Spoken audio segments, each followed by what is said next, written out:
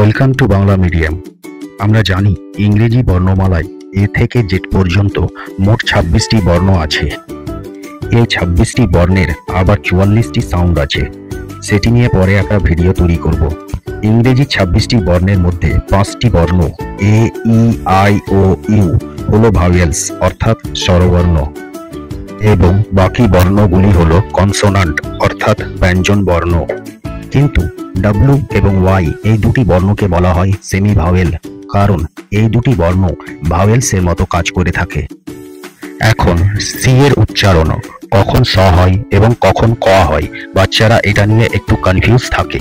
বাচ্চাদের জন্য কনফিউশন দূর করার সহজ পদ্ধতিটি হলো, যদি সি এর পরে আই, ই, ওয়াই থাকে তাহলে তার উচ্চারণ স হবে, যেমন সেন্টার, সেলিং, সিনেমা। এবং সি এর পরে আই, ই, ওয়াই ছাড়া যে বর্ণই থাকুক না কেন সেই ক্ষেত্রে উচ্চারণটি হবে ক, যেমন ক্যান, ক্লাস, কাপ। এখানে একটু বলে রাখি, সি এর পর যদি এইচ থাকে তাহলে এর উচ্চারণ হবে চ এর মতো।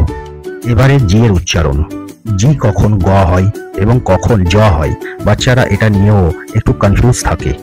বাচ্চাদের এই বর্ণটির কনফিউশন দূর করার পদ্ধতিটিও একই, অর্থাৎ যদি জি এর পরে আই, ই, ওয়াই থাকে তাহলে তার উচ্চারণ জ হবে, যেমন জাইন্ট, এনার্জি, লার্জ। এবং জি এর পরে আই, ই, ওয়াই ছাড়া যে বর্ণই থাকুক না কেন সেক্ষেত্রে উচ্চারণটি হবে গ, যেমন গল্ফ, গ্রেট, গাম ইত্যাদি। এখানেও একটু বলে রাখি, জি এর পরে যদি এইচ থাকে তাহলে এর উচ্চারণ ঘ এর মতো হবে। দেখুন, এখানে সি এবং জি এর যে উচ্চারণগুলোর কথা বলা হলো সেগুলি শুধুমাত্র বাচ্চাদের শেখার জন্য। অবশ্যই কিছু ব্যতিক্রমও আছে, সেগুলি ইংরেজি পড়ার চর্চার মাধ্যমে শিখে নিতে হবে। আজকের ভিডিওটি এই পর্যন্তই। ভিডিওটি দেখার জন্য ধন্যবাদ।